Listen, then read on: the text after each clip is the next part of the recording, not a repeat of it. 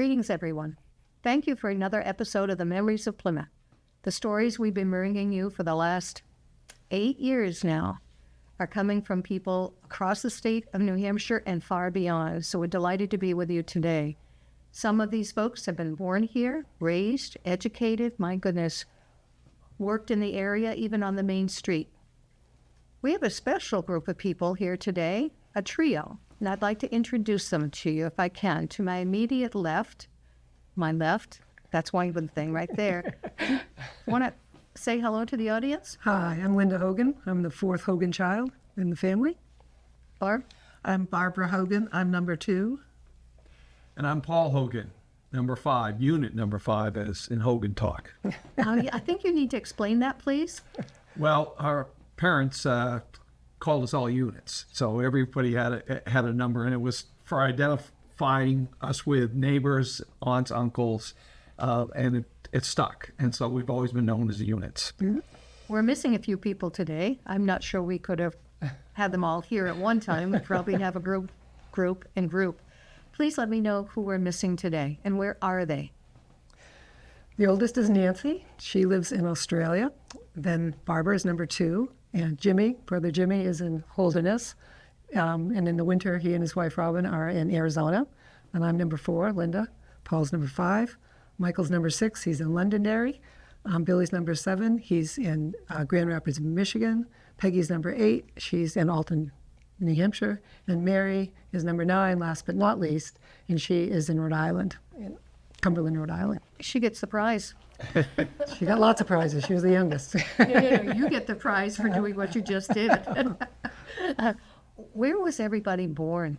Well, the first 3 were born in Connecticut, where my mother's hometown, where they met and married. And then when I was 2, we moved to Plymouth, New Hampshire. That was about 1953. For my dad to take a job at then Plymouth Teachers College. Yeah. And we moved to Emerson Street, renting an apartment up above George and Irene Zolius. Ooh, another name. Yes, Passed. important name in the family. Mm-hmm. Very good. So we moved here around 1953, Yes, correct? Who would have been the oldest? Nancy. yes. So she would not have been in school at No. that time. No, No.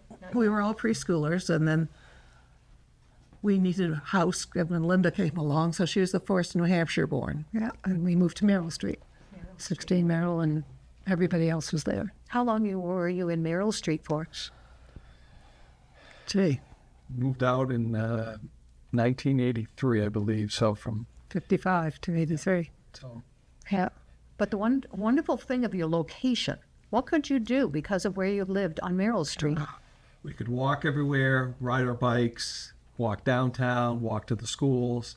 I remember back in the day, in 4th, 5th, 6th grade, walking home for lunch, because we were really about a block and a half away, so it was easy. I was trying to remember. That was going to be my next question, so you're even faster than I am. If you went for lunch, how much time did we have to walk home, have lunch, and come back to school?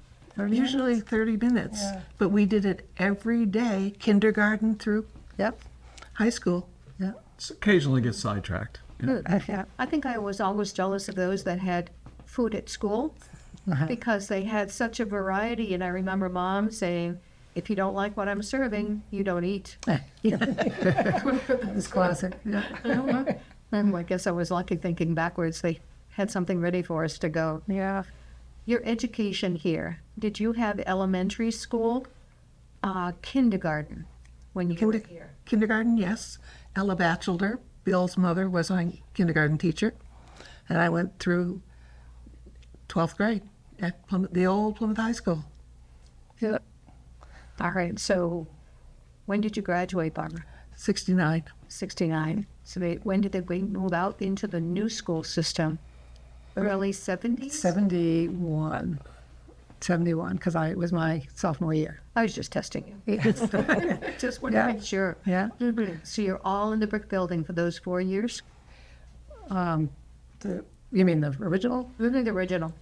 The older kids were, but not the younger ones. The younger ones were all in the new school. There we go. I was at the new high school from 8th grade on. Yeah, But you could still walk to it from Merrill Street. that's right. How much time would it take a call? About 7-8 minutes. Yeah. Not bad at all. Not bad at all. No. Oh my gosh. Yeah. It was a straight line right up because they had carved out that add-on at the end of Merrill Street you went into Sunset Park. So it's just straight on. Just in the wintertime, it wasn't fun with the winds because you get the winds across the fields. But it was easy, and you'd always end up walking up the street with Billy Boyle or Andy Sherman. Craig Sherman was at our house picking up Billy every morning. So, that was a whole story all by itself. For sure. We get to that. Yeah. I'm thinking about elementary school first, of course. Teachers you might have had enjoyed. Maybe I'll take the word enjoyed out. I'm not sure. Well, when I was there, the elementary school was a laboratory school for Plymouth Teachers College. So we had a lot of student teachers, a lot of college professors who came in and taught. So we had Mady Barrett for French starting in the 3rd or 4th grade. We had Dr. Abbott for math, and he taught algebra in the 5th grade. We had a Dr. Friend for music. We had a variety of different ones, and we had a lot of supervisors coming in and watching the teachers teach. So it was a good experience for us. I particularly loved my 2nd grade teacher, whose name was Dorothy Desmond. Her husband was the school principal at the time, and she was really nice, just really nice. And she was little too, so no towering over me. Well, I think we all enjoyed our teachers. We had good teachers. Mrs. Wilkins was our 4th grade teacher, and she sang. At the end of the day, she got very theatrical and would run and open the door and look down the hall to see if anybody's coming. Then she'd have us sing in the mayor's band. And you start off quiet and you get loud and go quiet. And she did it at the end of almost every day. It was a tradition, and it worked. It was really a fun way to end. I had Mrs. Wilkins too, and she was one of my favorites. And we made a game, sort of like a Monopoly game. It was a project for the whole year, and I don't remember all the details of it, but tried to send it on to Milton Bradley to get them to go along with the idea and so forth. It was a pretty cool game, but it kept us occupied throughout the course of the year. That was a lot of fun. I wonder if they patented it under somebody else's name. Yeah. When you first told me, that's exactly what came to my head. Sure. I don't want to hear from Milton and Bradley. Really? Sorry. Yeah. Oh, that's neat. So we're into middle school now, junior high. We had junior high. Yeah. None of us had middle school. Right. All right. Yeah. What happened in middle school? What was it like? You moved across the street, Into the other building. which was 2 stories, and the cellar where we were herded down to watch space shots. In the cellar, which had originally been the high school cafeteria and was always cold, and we had one black and white television station for all the classes to watch, and they always got delayed, and you'd be sitting down there for a very long time seeing static and not much. But eventually one of them would get airborne, and it would be so exciting.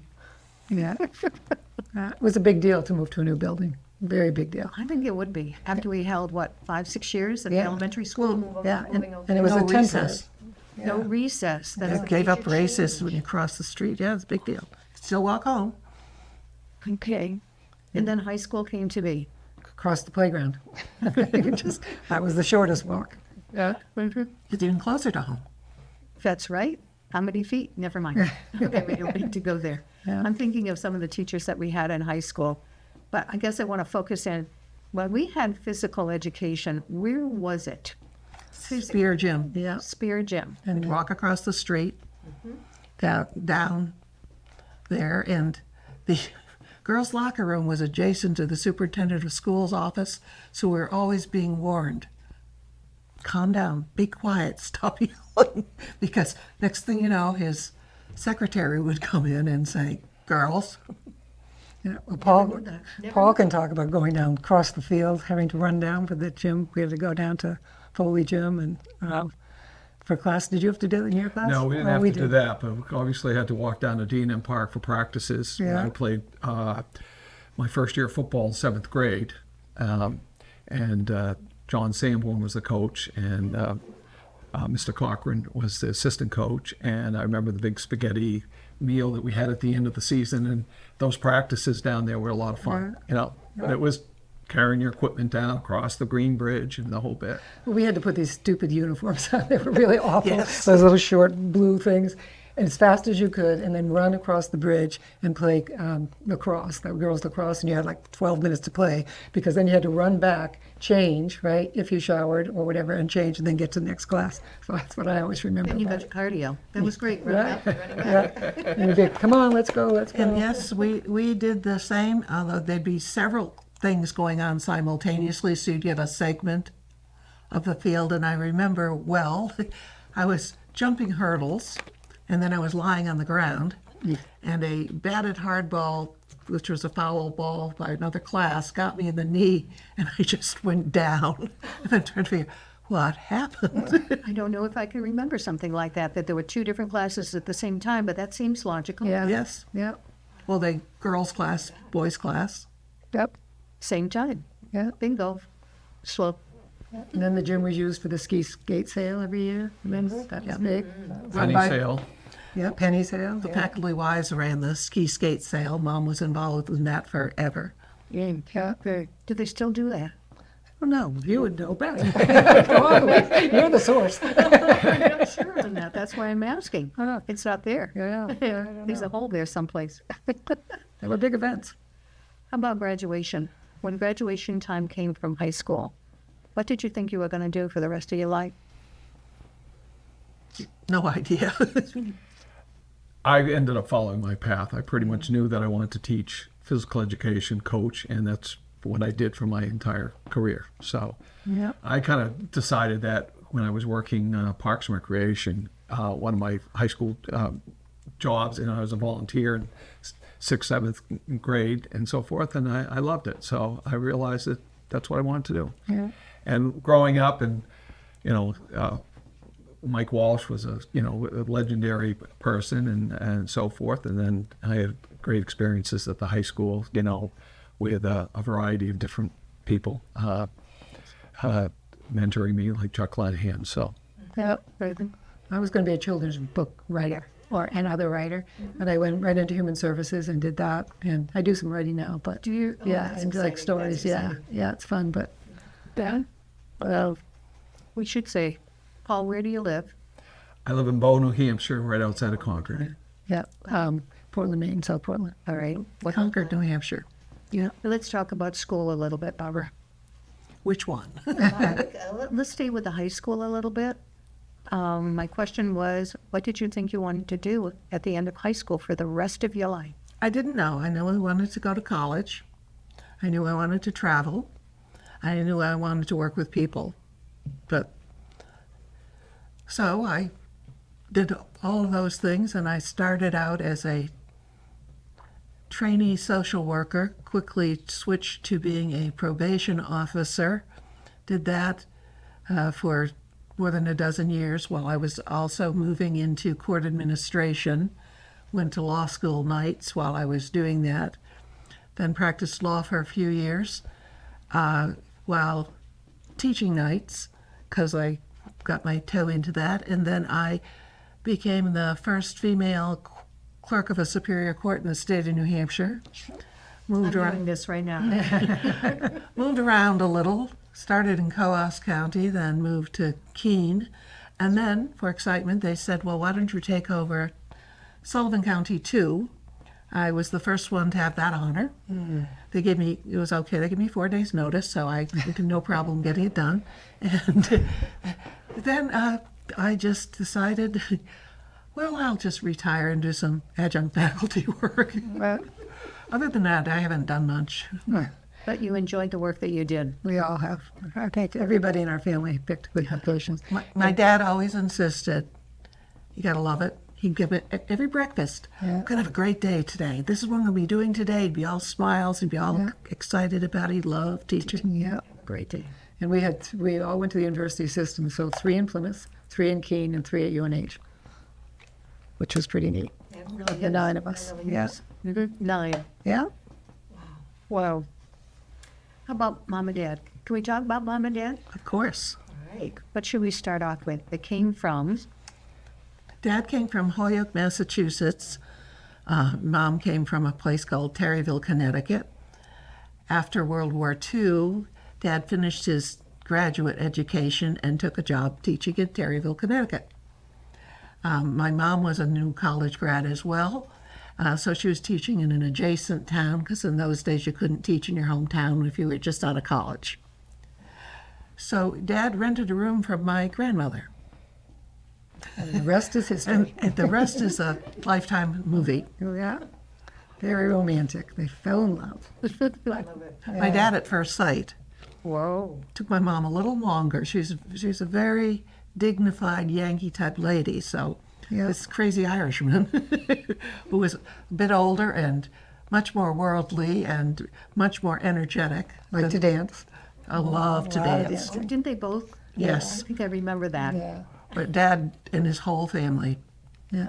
avid dancers. In fact, later, much later, he and his favorite Plymouth dance partner, Priscilla Guinan, were asked to teach ballroom dancing at Plymouth State. And he wanted to. Is that how it got started? The course? They never did it. But What? it was, as a kid, if we'd go to a wedding or something, my father would be out there. Swing As soon as dancing. music started, nobody else was dancing, he'd be out there. And then the next thing you know, there'd be a line of women waiting to dance with him, because a lot of men don't like to dance. Mm-hmm. And my mother'd be sitting there, and I was embarrassed. I thought, what is going on? Because it was so peculiar, but he had so much fun. And then when we had a family event, his brother Contest. and his sisters and all of them. Yeah. Through the legs. And they were all good back. dancers, but they had different styles. Yeah. And they would critique each other, so it was always good fodder conversation. And lots of fun once he got over, no, nobody else's parents are like this. Yeah, but they always had a rule. Dad danced the first dance with Mom and the last dance with Mom every single time, and she always said that. Plus, she was pregnant a lot, so she liked to sit down for a while. It was a big night out for her. They also loved to go to like the college balls, the Yeah. Winter Carnival Ball, which were big things, Yes. in Silver Hall. They loved to do it. And if you look back in the yearbooks, you'll see recognition of Yeah.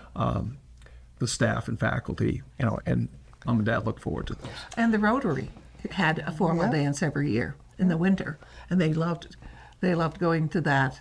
And then there'd be other dances for charities and other things that they loved going to. They preferred big band music and the old school stuff, but that was one of their mutual loves. But they had so many other things that they loved. Mom used to bring me to classical music concerts at Plymouth State and plays, and because somebody had to stay home and babysit. And my dad he started the Plymouth Contract Bridge Club, and he was a lifetime master eventually, and he played in tournaments, and he taught so many people how to play bridge. And that was his one major outside the home hobby, although it was also a good source of income, because extra income was always in need. And in the summer, he would teach at various homes, summer peoples, groups of people to play bridge.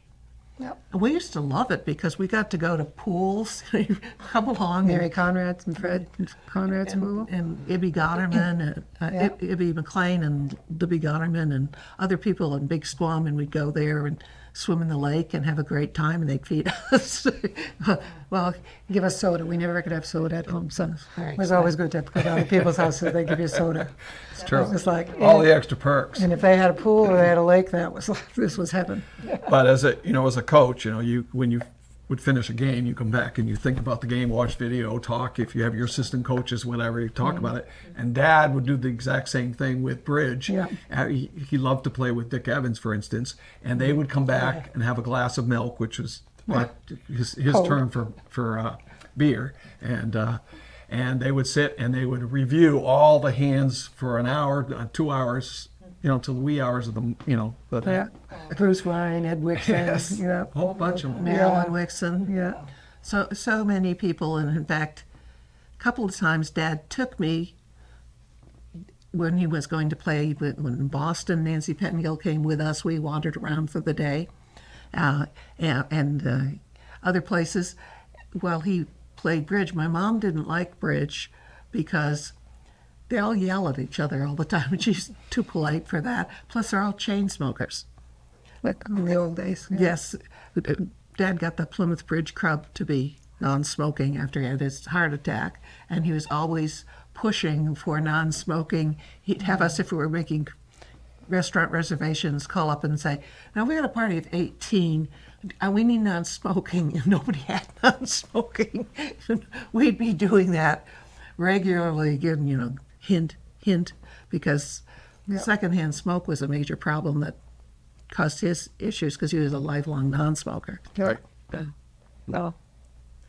Thinking of your father, and you have right in front of you, Paul, please. The history that's in here is amazing. Yeah, where did it come from? Why?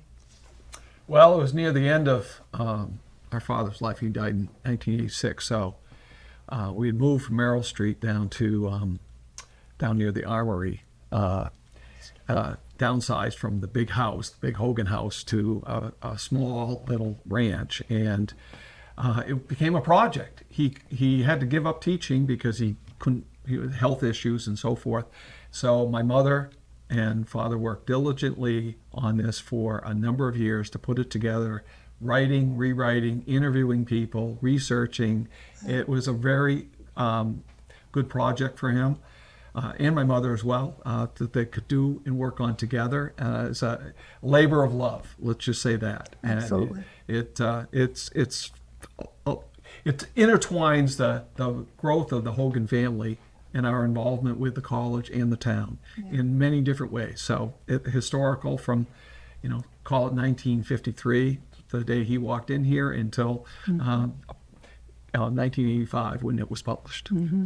And my mother typed it on a manual typewriter with no erasing tape like this. And then he had note cards. Nobody could read my father's handwriting except my mother and his secretary, Lorraine Blake. We couldn't read his handwriting. Lorraine Blake. Oh my gosh. Yeah. Well, Yeah. Lorraine was eventually the assistant to the president, but my dad had a very faithful secretary for years named Maud Stiles. And she was a true Yankee worker, and she'd call sometimes in the summer when he wasn't working, and she'd say, "Do you have any typing for me to do? Because I don't have enough to do." Oh. Love. Yeah. She was lovely, hard-working woman. Her son John was in high school with, I think, Jim. So it's a small town, but Lorraine Blake and her husband Les were our neighbors. They lived Around the corner. where Hyde Hall is now, and so we'd walk by their house every day going to school. They were friends till they died, and lifelong, and very supportive of all of us, and just such good people. Yeah. Without Lorraine, I don't know how Plymouth State got along, because she organized so much and knew where everything was. And we used to say to her, "When you leave, who's going to know where these things are?" Because she knew where every single cap and gown was. And they had, all these storage issues that you don't think about until, you need them once a year. And Lorraine was a wonderful neighbor and friend, and she organized things. When my father died, Lorraine worked her magic, because before internet or anything, but she said, "Okay, we're setting up a food chain, and who's going to help how? So we don't want to bury the family with phone calls and people dropping in, and they've got 15 hams or something." So Lorraine took charge of that, which was classic, because when we had the 25th anniversary party for my parents, which was a surprise, Lorraine decided Paul needed to learn how to dance. You tell her. It wasn't very successful at that time. I became a better dancer a little later in life after I had our bourgeois class. So that was But just Lorraine went above and beyond is the point. If anything. And they gave candy. I mean, some people gave us soda. They gave us candy. Always. Little chocolate. They're always welcoming. They're wonderful, wonderful people. Yeah. But, yeah. Yeah, Lester took you fishing. Yes. Yeah. Fishing lessons which was awesome. The neighborhood was full of good people. It was, every door was open. You could go in any house for a glass of water or a Band-Aid. Doors were unlocked then. And it was safe. It was safe. And the other thing is bicycles. We were talking about that because we were trying to find a picture of our front yard because we all had bicycles. Everybody had them, and there would be, 10 of them, literally, because we had the woods behind our house. Langdon Park was behind our house, and we could go there, and there were all kinds. Paul and the brothers were always organizing games, and Nancy was organizing fairs. But the bikes were just such a statement. You could drive by the house on a summer night, and there might be 25 or 30 bikes out there because we were out in the woods playing scrams, capture the flag, whatever it might be, because kids came from all across town to come over and play. Not just that, we did it, stuff in the wintertime too, whether we tackle football and those parking lots that the college was nice enough to build for us right across the street, so we could have our own games in at any time, whether it be, Very thoughtful. street hockey or football, touch football, whatever it might be. Yeah. Our household was always welcoming and open, but kids came to play in our neighborhood from all over town. And there were 50 kids just in the immediate neighborhood because it was the day of big families, 9 and 7 and 8 and 5, a lot of kids. And then you imported the ones from 3 streets away, which was another neighborhood, and it multiplied. Well, and also, my dad was the advisor to all the foreign students. So for every holiday, these orphan students who were, 4 people in a dormitory, and they were from all over the world, would join us for Thanksgiving, which was a confusing event for them, or Christmas, or Easter, or other generic days, and they'd also be coming to the house for whatever reasons. And every one of us brought stray people home from time to time who needed a place to stay for a bit, or we had a friend who couldn't, if you didn't eat your meal when it was served, you didn't get fed. So he used to eat at our house because he played sports. And so he missed his meals at night. And so there were, they asked, how many are you feeding? And my mother Just kept cooking. we just had kept often had cooking. 3 or 4 meal times in the evening for the evening meal because before the practices, they'd have a little something, and then they'd get home later. But in the meantime, the rest of us would eat, but there would also be a group that had like a 6 o'clock play rehearsal or some other event. So, and it was up to us to make sure that, we ate because she couldn't keep track. I'm just going to say hallelujah to him. Yeah, She she is was great. Yeah. remarkable. And never complained. And we were Irish, so we always had potatoes. But I remember when the foreign students came, we got introduced to rice because they all wanted rice because most countries, that's what they had. So I always think of that. People coming home and it was, you're going to cook rice now. And it's like, what is this? Of course, now we all love it. But I'm going to switch gears. Let's go back to your youth. Did you work? If you worked, what did you do? Always. How long? Young we're going to start, but Well, I'd say about 7. We all did babysitting. We all did shoveling snow, neighbors, mowing lawns. So, for instance, when we bought a lawnmower, our first real push gas-powered lawnmower, I probably had 10 customers, that I was pushing it around, and brother Michael and Billy took advantage of it as well. But all those types of things. We also had a paper route for 14 and a half years that was in the family that got passed down, and everybody, including our parents, occasionally had to help out and so forth. It was we walked in the wintertime, and it would be about a mile and a half, maybe more. Yes. We still talk about it. The big snowstorms, we delivered. It didn't matter. And I remember delivering to the Tebows house, and little brother Michael, he was probably about fourth grade at the time, so I'm the big brother, and the snow banking must have been 15 feet high, and he had to go over the snow, and I had to wait there to make sure he got back, because, you know, he gets stuck in the snow. Yeah. So, you know, but we went a long way, and all of us did it, and it was a great experience, I think, overall. It was Nobody wonderful. wanted to get up We had at 6 in the morning, but a couple of customers who were very dependent on their prompt arrival. And at 6 in the morning, we get the phone call. My paper's not here yet. And we'd be saying, well, it hasn't been delivered to us yet because there's a blizzard. Yeah. I don't care. Right. Yeah, well, do something about it. You know, I remember this particularly charming man one time said, well, run down to Clay's and buy one. Theirs haven't been delivered yet either. They all are brought into town in the same truck. But Jim started the paper route, and shortly after he got it, he had an injury and cut his knee very badly. So I got to substitute for him that summer, and I was substituting with him during the holidays because the day before Thanksgiving, the paper would weigh 10 pounds. So each night we'd have all the advertising. And just before Christmas, and so my mother'd go, I'll go with your brother. I didn't want to because it was cold, but we all did that. And as a probably 7-year-old, I used to wash dishes after Lorraine Blake and Harry Welch's family would have dinner because they were going out for some play or something.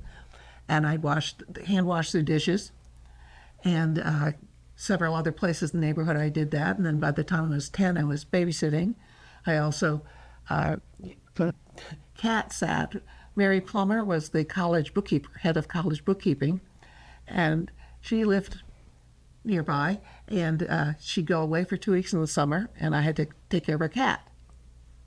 Yeah. Which was, you know, not too hard, except it didn't like to come in. And so we were always looking for ways to earn money, because if you wanted something, then Yep.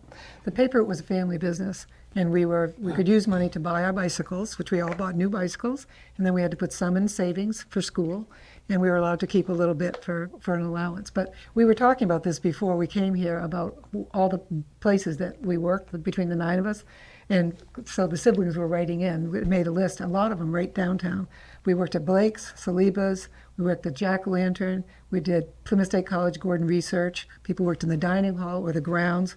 We worked in the grounds at Plymouth Teachers State University, Park and Recreation in Plymouth, Holderness Boys School, Newberry's, the Clam Bar, Four Ways in Waterville Valley, Volpe's, Adams Supermarket, Elliott's Ice Cream, Park Counselors Lifeguarding, and Common Man, Hart's Turkey Farm, Rand's, and I'm sure there's more, but I would just want to say to the audience, if you need any support, help, call in. I think the only one we didn't work with was Smiles, because you had it covered. Right. well, because you had a big family too. You had that so. covered. That's right, 7 years old. You said 7, that's when we started. Yeah. Yeah. Well. And we were told exactly how you gave change back and where you put the dollar bills. You never put them inside. Yeah. You put them up with a front, top, and Yeah. So you knew what it wasn't a 5, it wasn't a 10. That's right. Yeah. I got caught once. Yeah. Once is enough. We loved it. I think all of us really loved it. And I know people would call for a babysitter, and they'd start with Nancy, and they'd go, "Is Nancy free?" And she'd, "No, Nancy." Is that, "Well, Barbara, is Jimmy, Linda?" They'd just keep going down until one of us was available. I remember them calling, and Billy was the only one available, but the answer was always, "Well, Billy's available. He will not change diapers." And he's 8. You know? Yeah, or 9 or whatever. But we did, yeah. Oh, that's funny. Yeah, it was one big, wonderful community. Your workers. Yeah. Well, we had to be. We had to be. We had to be. That's the way it was. That's right. But it was fun. We always had fun. That's great. I don't think anybody minded that. We learned a lot working. I think my waitressing experience taught me more about working with people than anything else, because you dealt with every type of person in every kind of mood, with all kinds of requests and confusion, and you had to be nice. But you had to figure out what do they want. I remember I'll have the usual breakfast. I've never met this person. I have no idea what they eat for breakfast.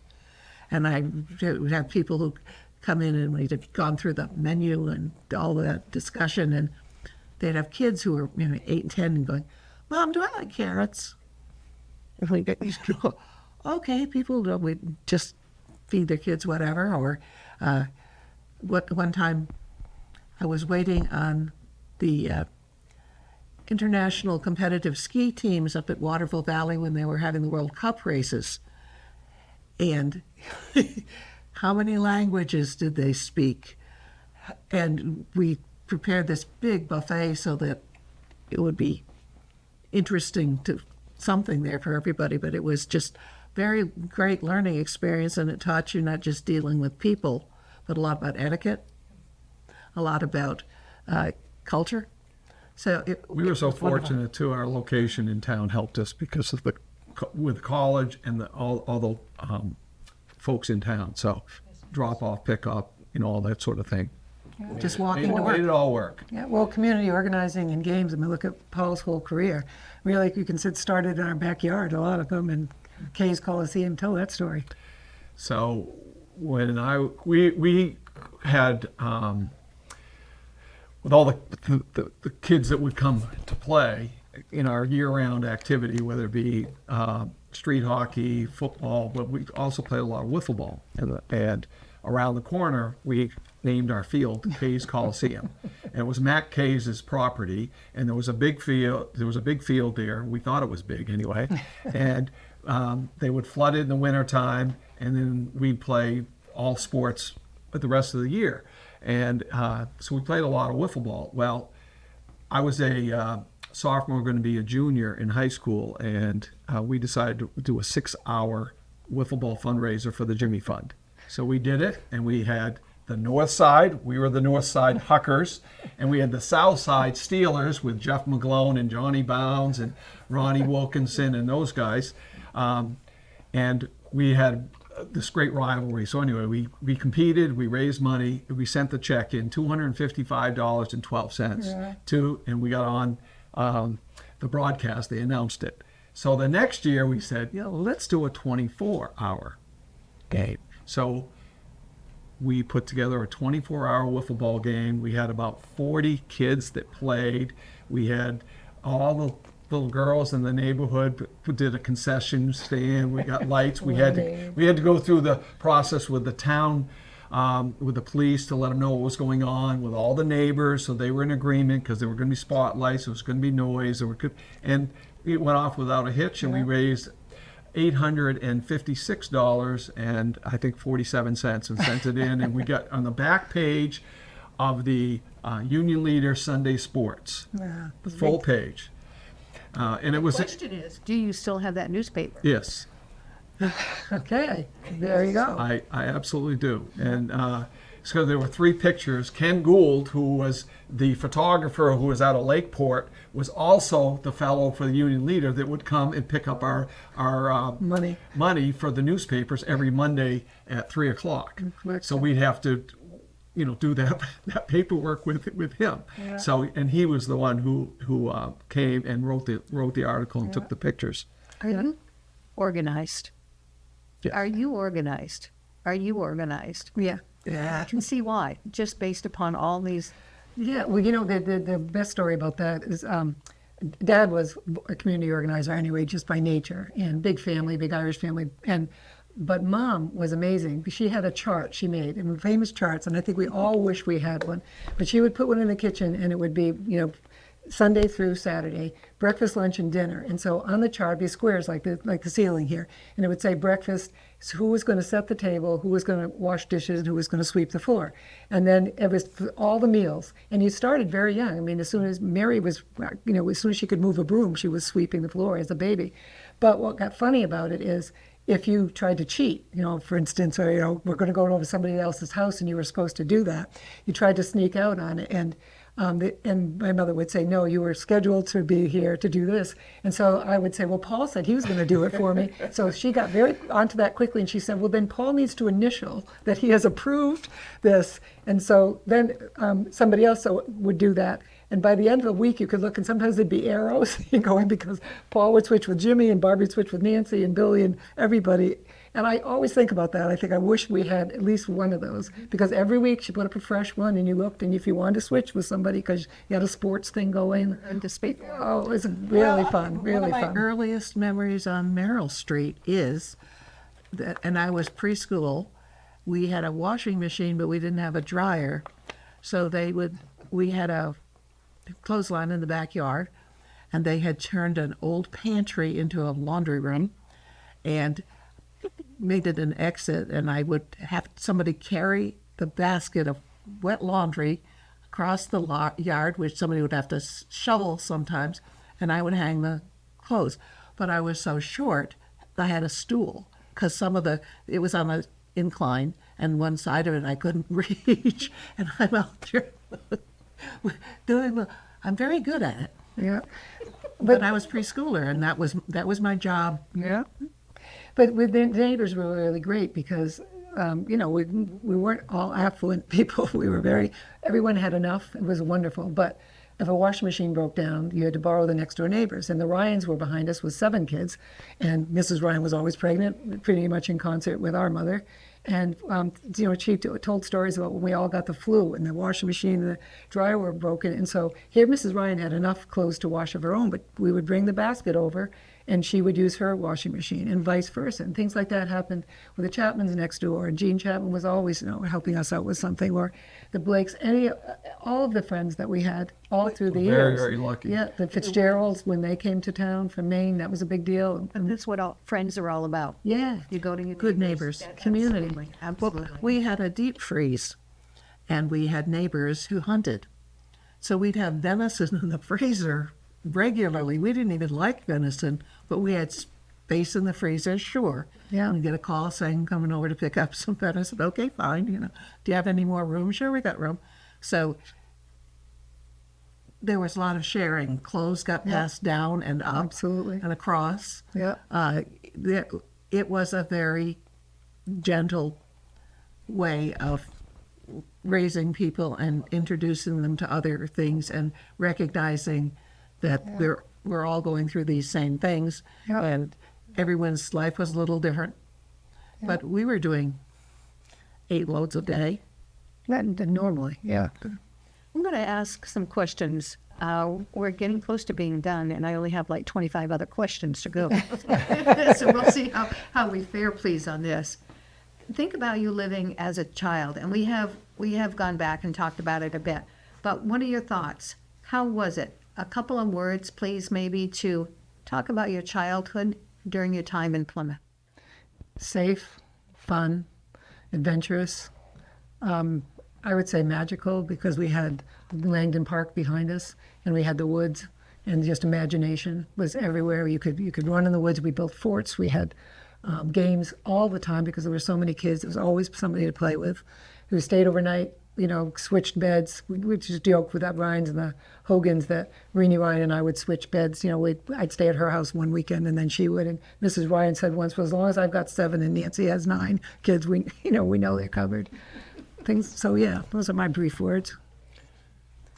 I just had a great experience. Everything, I just felt free, all the way up through the old, walking back and forth to the, the original school, and then the new high school, having that experience. But all the folks that I was able to be around, lifelong friends still, it's great.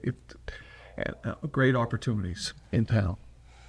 I felt that, in addition to what they're saying, that we had great opportunities because of the location of the town, its interconnection with the whole region, and also the benefits of having a college there, so that I could watch classical music and ballet and other things.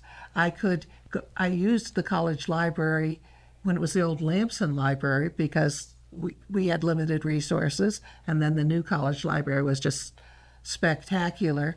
And I really felt the benefit of it when I went away to the university, because so many other students were new to having all these resources available and how to use them.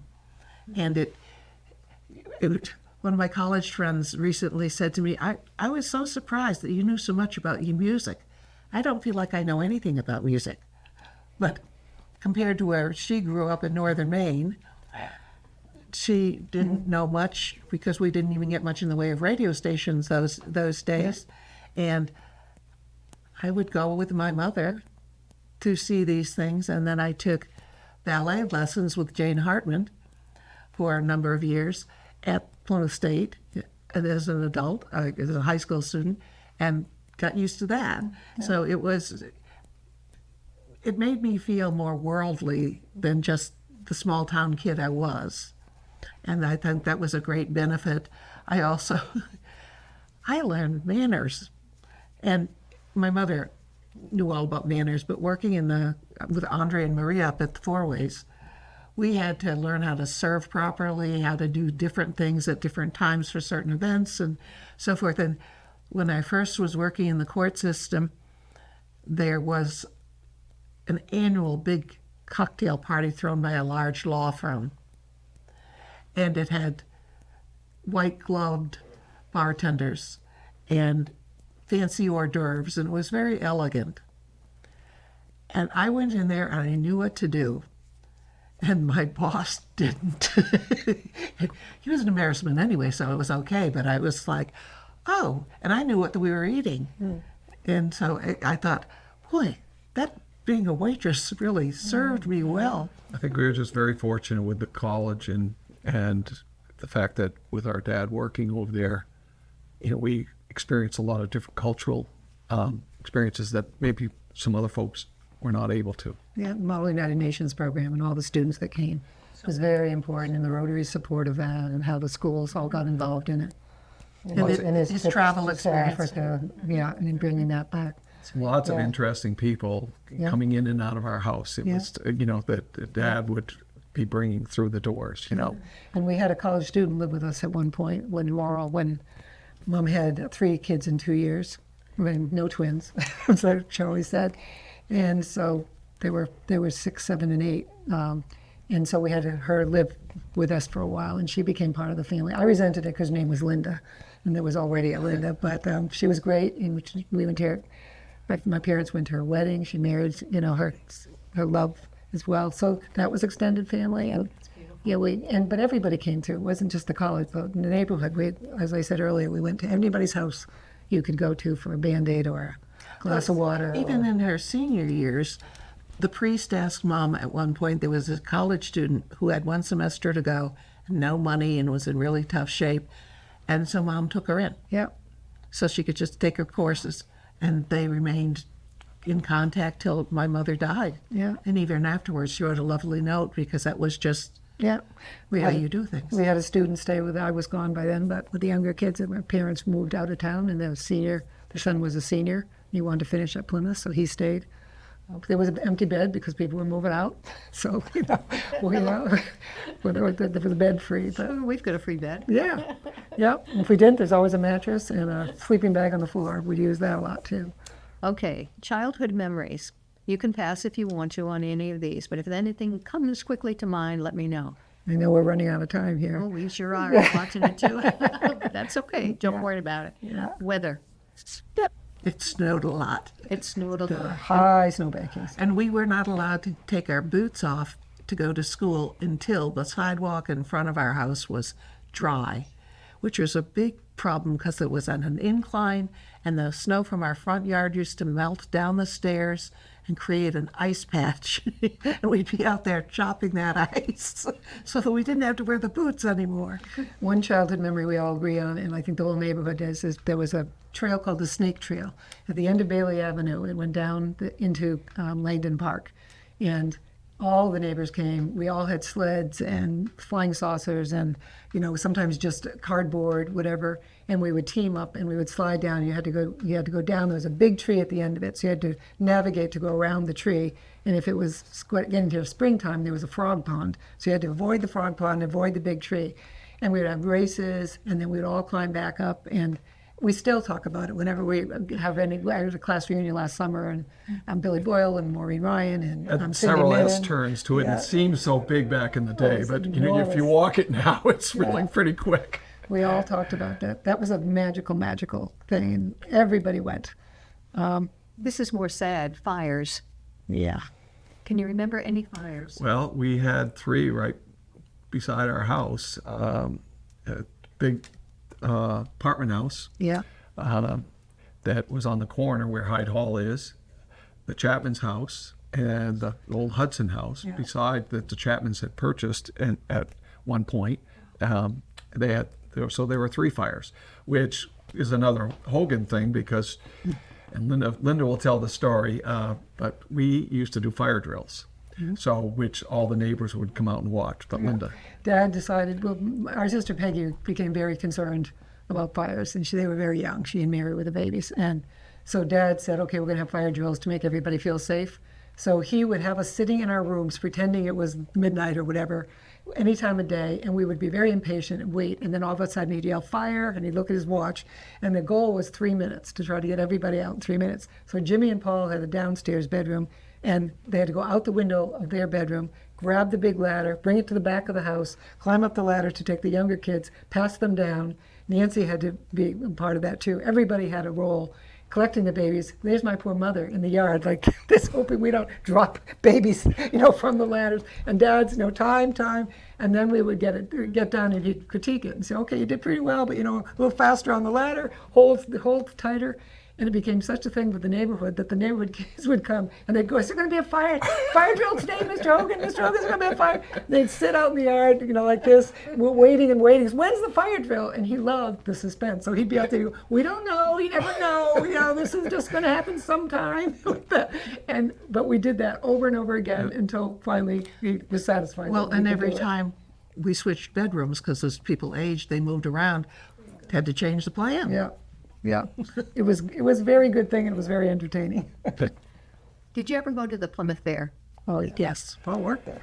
I worked at it several times, parked cars. I used to park cars after playing football. And then I also worked in the gaming booths, helping Coach Tom Underwood's baseball team raise money. Johnny Bounds and I would be doing that, but I always went to the fairs. All the way up through, our family would as well. And then when we were independent enough, we could use our own money, then we would go and pick our times to go. But I can remember going with my good friend Buttons Courier after football practice and going and getting all the discounted food at the food places, because they'd have a hamburger or sausage and onions and all those things, and you could get it for, let's just say, a dime, a quarter, whatever. So we ate pretty well after football at 9:30 at night, 10 o'clock at night. This is a new story for me. I'm writing it down. Let's see. Is there a person in your family, not necessarily in your family, probably I should stay away from that. Is there a person among your friends that affected you during your lifetime that we might want to share? Well, as a young child, Jean Chapman, she was our next door neighbor. She was wonderful to us. Judy was the same age as Nancy, so Jean taught us to ski. She took us skiing. She took us water skiing. We used to spend a week at their camp on Big Squam every summer. They'd alternate a week with me and then a week with Nancy, because he couldn't have both of us there at the same time. She took me horseback riding. She did so many great and generous things, and she was fun.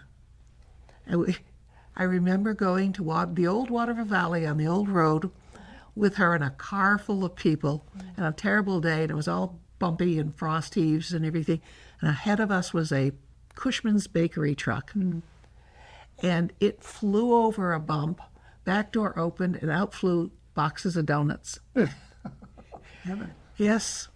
And the guy stopped, and he looked at it, and he shut the door and left all the donuts behind. So their boxes were closed. So it was a bountiful day. Oh my gosh. And Jimmy Mayhew, Buckley store, and then at the funeral home, and his wife Eileen, we were real close treasures to us as well. All of our neighbors, we can name all of them, were extended family, and we were extended family with them. And as someone mentioned earlier, the clothes went around and around, the boots and the coats, and we shared everything: skis, bicycles. But the Mayhews were lifelong and very, very special friends, to the point where To many people. Nancy student teacher in, I think, first grade was Eileen Pippert. Yeah. And then she married Jimmy Mayhew.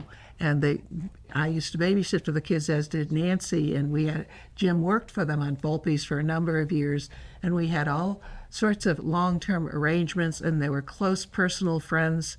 And to the point where one of the times my dad was in ICU in Dartmouth-Hitchcock, and he said to me, we were only allowed to go in one at a time and see him for 15 minutes and an hour. And he said, I want to see Jimmy and Eileen. So I said, okay. And so I added their names to the family list, and I explained that Eileen was my dad's daughter by his first marriage. And Granny was there, Eileen's mother. And they were knitting. Yeah, she was there too. So we didn't tell Mom for a long time because Mom wouldn't expect the lies. But how did you do that? I said, well, they were very nice. But he wanted to talk to Jimmy, and he wanted to talk about funeral arrangements and other things, which at that point were not needed. But they were very special. And also at one point, when my dad's mother was staying with us briefly, and she had Alzheimer's, and she'd never lived in Plymouth, and she was out of control, and my mother was in the hospital with a broken hip, and I was an adult, and I got a call from Eileen saying, come home. So I came home and could see that things were terrible because my grandmother was wandering around in the middle of the night. She chased my brother Michael around the house, yelling at him. She thought he was my grandfather. First time we learned my grandfather was blonde. So it was a bad scene, and I called Jimmy Mayhew because the doctor had said, get her to the hospital. Well, she wouldn't go anywhere. She was very good.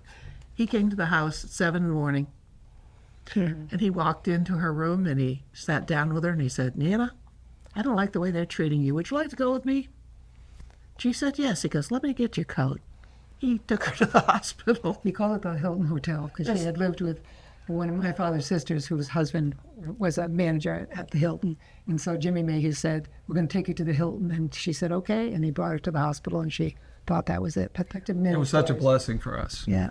And then when our father had his first heart attack, and I was there, and he'd been dropped off by someone. He had been downtown at Volpe's, actually, and he came in and he wasn't doing well, and I was trying to make as a 17-year-old, I was trying to make that decision, and who comes up the stairs but Jimmy Mayhew, and he convinces my dad to take him to the hospital. Saved his life. So that was Yep. a great thing. Yeah, we talk neighbors, we talk friends. People can jump in when they have to. I know what the right thing is. Exactly. Our time is almost done, but you have some artifacts there. Can we show Barb some of these to the audience? Briefly chat about these? My parents were very involved in the community as well, and they were asked to have their picture taken for the newspaper, the Plymouth Record, for downtown Christmas shopping days. So here they are with multiple units in the middle of winter, dressed appropriately to shop downtown. And so that was in the Plymouth Record. Before you talk units, in Mr. Hogan's book, your father's book, he talks units as well, correct? Yeah. Oh, yes. His class, they were units of study. He And talks where about us it in came class. from. Yeah.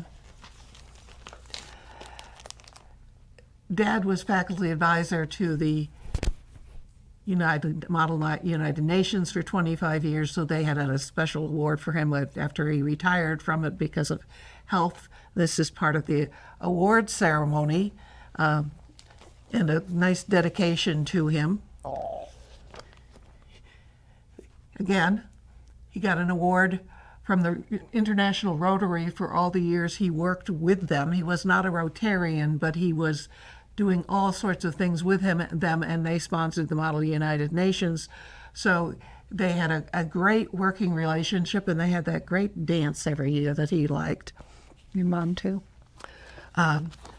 One of the other things he did was he was a lifetime donor of O-negative blood, which is always wanted by everyone. So when he gave so many gallons, they gave him a special pin, and he continued to donate until he could no longer donate. And then he got an honor for starting the Plymouth Bridge Club. So he did all these things. Now, this is not to underestimate my mother. Her quiet contributions were extremely special and important. She was on the first juvenile delinquency board for Plymouth District Court to avoid court for delinquents. She participated in the choral society and in choirs. She's very musical. She had a lovely alto voice. She was involved in Meals for Many. She was involved in mercy meals after funerals, to mention just a few of the things that she did. But she was very quiet. She was very modest. She was very much a lady.